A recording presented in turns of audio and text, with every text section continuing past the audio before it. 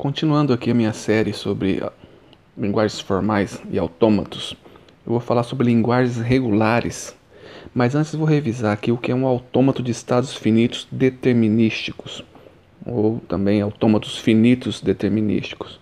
Aqui tem a representação gráfica, né, de um autômato de estados finitos determinístico, e para lembrar, né, aqui mostrando na notação de teoria dos conjuntos, né, ele é uma quíntupla, quer dizer, são 5 elementos, né? O primeiro é o Q, que é um conjunto de estados. Neste exemplo, nós temos 3 estados, Q0, Q1 e Q2. O autômato tem também um alfabeto, que nesse exemplo é um conjunto com dois símbolos, o A e B, certo? Temos o estado inicial, que é apontado por uma setinha ali em cima, você está vendo? Que é o Q0. E temos os estados finais. Nesse exemplo, Q0 e Q1 são estados finais e o Q2 não é estado final. Por fim, nós temos a função delta, que ela é bem importante aqui, porque ela é que define o determinismo aqui do autômato, que a gente chama de determinístico. Reparem aqui que ela é um mapeamento, né, de um domínio, né, formado pelo produto cartesiano de Q e sigma, ou seja, a entrada da função aí, né, o domínio, é um par ordenado, né, formado por um estado e por um símbolo do alfabeto. E a função mapeia esse estado e esse símbolo em um estado, né, que pode ser o mesmo.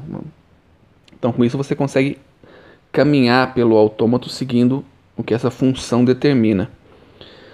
Sendo uma função, né, e é uma função que mapeia em um único novo estado, para cada estado, para cada símbolo, você tem sempre exatamente qual é o próximo estado. Ela é determinística nesse sentido, você sempre sabe exatamente qual é o próximo passo.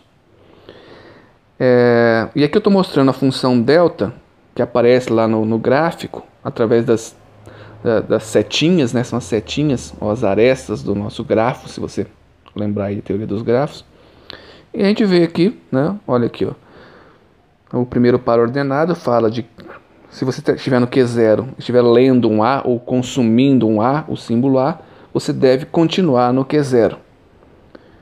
O segundo elemento, né, da função delta fala que se você estiver no Q0 e ler um B, você está no Q1. Eu estou, né, marcando aí nesse amarelinho, tanto aqui embaixo, né, mostrando no formato de teoria dos conjuntos, né, usando uma notação de teoria dos conjuntos, quanto no formato gráfico lá em cima. Tá? A mesma transição. Ó, de Q1 lendo A, você vai para Q2, de Q1 lendo B, continua em Q1, de Q2 lendo A ou consumindo um A, você continua em Q2, de Q2 lendo B, continua em Q2. Então está aqui o meu autômato completamente definido.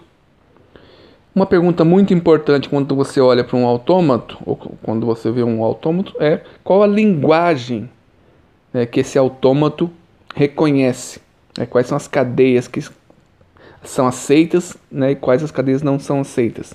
A linguagem são as cadeias aceitas por esse autômato. A gente pode analisar, né, como a gente analisa isso. Você pode ir seguindo as setas e começa a perceber qual é o padrão das coisas, né, que levam esse autômato a um estado final. Tá? Porque se o autômato lê a cadeia inteira e chega no estado que não é final, ela não é aceita. Vamos olhar aqui para o A. Ó, reparem aqui, né, o autômato sempre começa no Q0, que é o estado inicial. O A faz o quê? Com que ele continue no Q0. Como ele é um estado final também, além de ser um estado inicial, qualquer sequência de A, com qualquer quantidade de As, vai ser aceita por esse autômato. Então, A, tudo isso é aceito por esse autômato e, portanto, faz parte da linguagem que esse autômato reconhece. Nós temos também, ó, isso é interessante, como o Q0 é um estado inicial e também um estado final, a cadeia vazia é aceita por esse autômato. Nem todo autômato aceita a cadeia vazia, só quando acontece essa coincidência. Então eu coloquei o epsilon aqui, que é o símbolo da cadeia vazia, para deixar claro que ela também é aceita. Vamos continuar aqui, o B. O que acontece quando a gente tem uma sequência de Bs? Ó, lá do Q0, quando a gente lê um B, a gente vai para o Q1, certo? Então ele sai do Q0 vai para o Q1, mas o Q1 é final também. Então o B sozinho ele aceita. E dois Bs? Aqui em cima você está vendo que o B faz com que continue em Q1. Então qualquer sequência de Bs também é aceita. Também é aceita qualquer sequência. Vamos pegar alguma coisa um pouco mais diferente. Vamos pegar aqui, ó, o AB. Você pegar o AB, o ABB, um A seguido de um monte de Bs. Ó, ele lê um A, ou lê dois As, três As, quantos As que for, vai continuar no Q0. Assim que ele lê um B, ele pode continuar lendo um monte de Bs e continua no Q1. Então, qualquer quantidade de As seguido por qualquer quantidade de Bs vai ser aceita por esse autômato aqui do exemplo. Aqui, ó, só recapitulando aqui, ó, o ABA, tá vendo? E agora vamos pegar, eu deixei em vermelho aqui, ó, pessoal, deixei em vermelho as que não são aceitas. Vou mostrar por quê. Ó, vamos pegar ABA. O A continua no Q0. A hora que pega o B, ó, ele vai pro Q1. Depois que ele chega no Q1, não tem mais seta para voltar pro Q0. Então ele só pode ou continuar no Q1 ou ir pro Q2. E nós estamos vendo aqui, ó, se aparecer qualquer coisa diferente de B, que é um A, na verdade só pode ser B ou A, ele vai para Q2. E do Q2 ele não tem mais saída. Então do Q2, que não é um estado final, não importa agora se vem um A ou um B, ele não vai aceitar. Então ele pode ler um monte de A, ler um monte de B, mas se ele começar a ler qualquer coisa depois disso, vai continuar em Q2.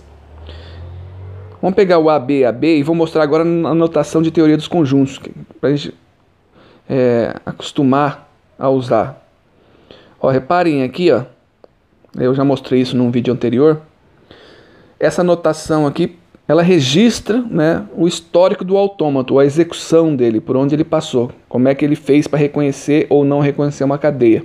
Então é bacana isso porque você consegue registrar a sequência. Então aqui, começando com Q0 e a cadeia ABAB, né, o que ele faz? Ele lê o A e continua no Q0, tá vendo? Aí sobra o BAB.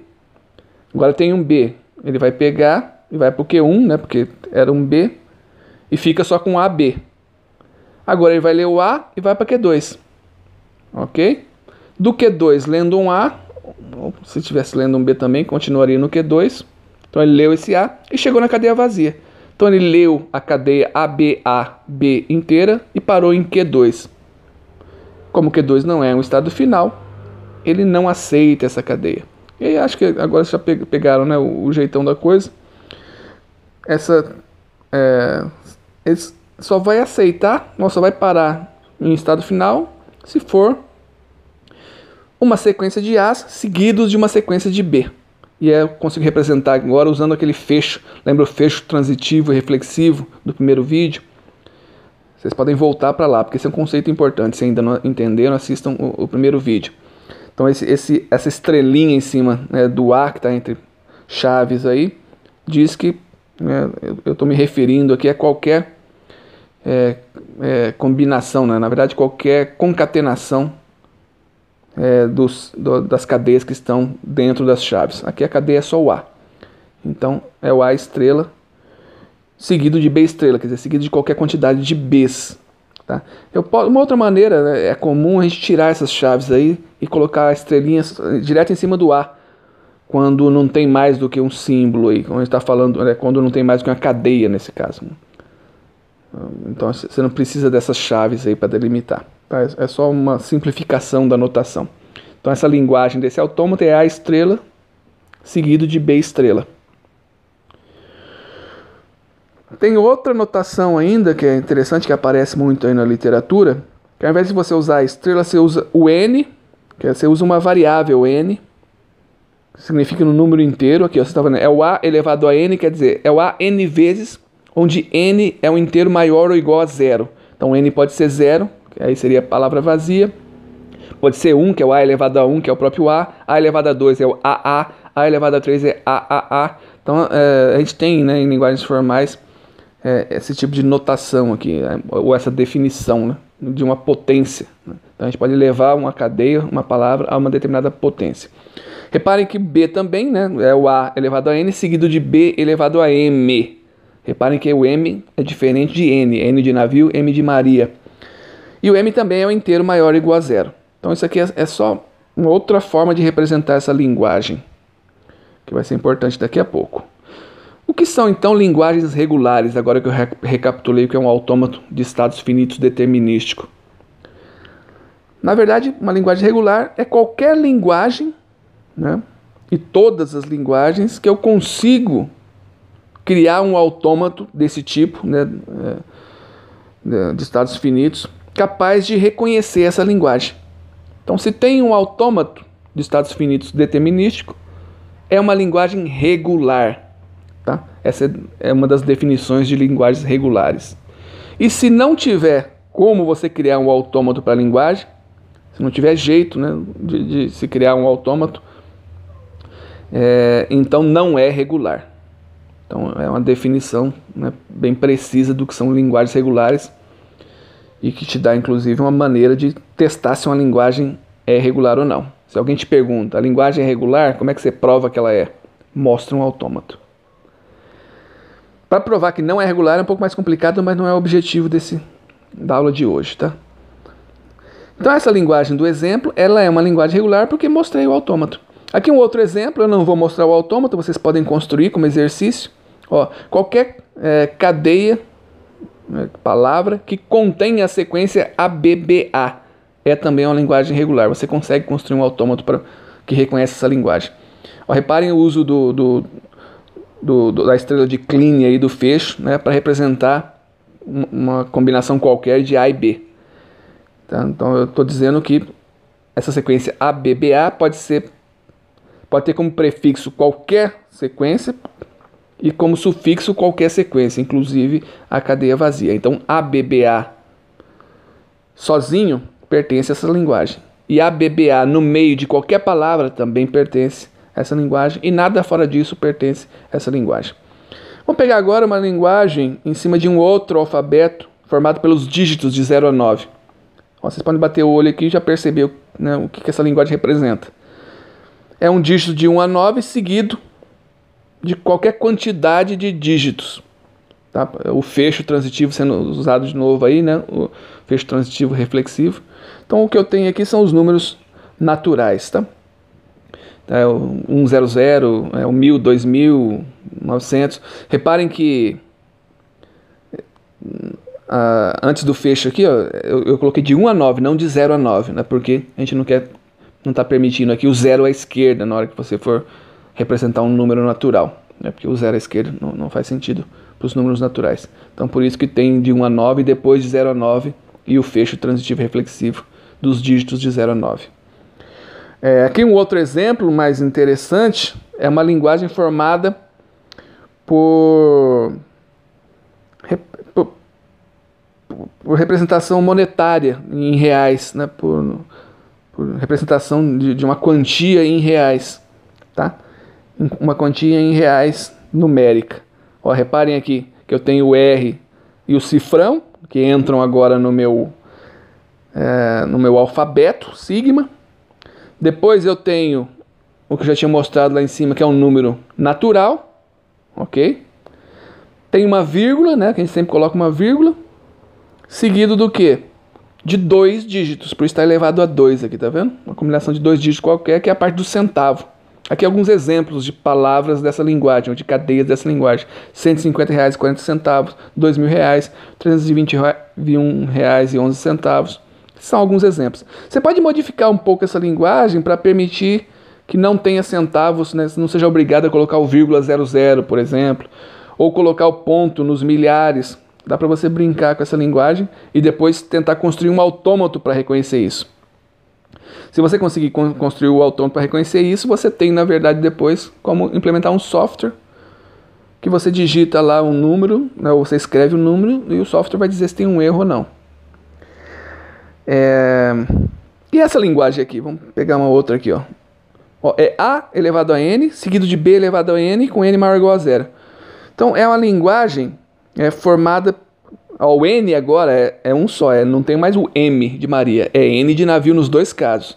Com isso eu estou indicando o quê? Que eu preciso ter a mesma quantidade de As seguida da mesma quantidade de Bs. Então, se eu tenho 2 As, eu tenho que seguir com 2 Bs. 3 As, seguido de 3 Bs. Essa é uma linguagem muito interessante. Você pode parar o vídeo agora e tentar construir um autômato para ela. Para tentar me responder se ela é regular ou não. Tá? Você pode dar uma paradinha no vídeo. Então, se você parou, está voltando agora, eu vou responder. Infelizmente, essa linguagem não é regular. Então, existem linguagens que não são regulares. Na verdade, existem muitas. Existem infinitas. Assim como existem também infinitas linguagens regulares. Pessoal, eu não vou mostrar nesse vídeo, né, a demonstração disso. Para demonstrar que ela não é regular, existe um teorema chamado o pumping lemma. Na verdade é um lema, o pumping lemma, o lema do bombeamento, ok?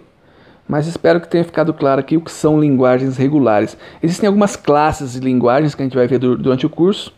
Essas são as linguagens regulares. Depois a gente vai ver que tem outras também, mais gerais, e que englobam essa linguagem AN/BN aí. A gente vai ver que tem tipos de autômatos mais poderosos e tipos de gramáticas mais poderosos que representam também essas linguagens. Mas as linguagens regulares têm algumas vantagens bem importantes, tá? Se você tem um autômato de estados finitos determinístico, você consegue garantir a solução de um problema de maneira eficiente, porque esse autômato, né, você sabe a cada passo o que é, então você consegue saber quanto tempo você vai demorar para executar esse autômato, é fácil de implementar. Então tem muito problema que a gente consegue resolver modelando como linguagem regular, tá? Então o fato de existirem linguagens que não são regulares não torna inútil a existência das linguagens regulares. Elas simplesmente delimitam aí um conjunto de problemas que você consegue resolver usando esse tipo de autômato. É isso aí, pessoal.